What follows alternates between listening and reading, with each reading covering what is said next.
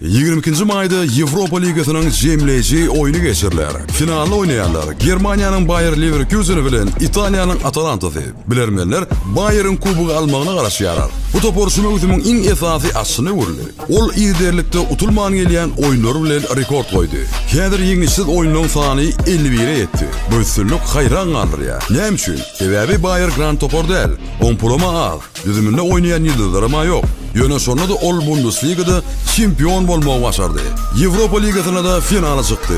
Toporun üstünlükleri Xavi Alonso'nun onu terimci olup gelmeye bilen bağlaşıklı. Bayer oyunun neticesini sonki minutlarda ütketmeye başarıya. Şu mevsimde Topor 9. minuttan son 17 gol geçirdi. Atalanta olsa her mevsimde o oyun görközüye. Güçlü karşıdaşlar tutuyor. Yöne şu vakti seninle iki kubuğa malıp gören ok. Siz ne elpik ediyeniz?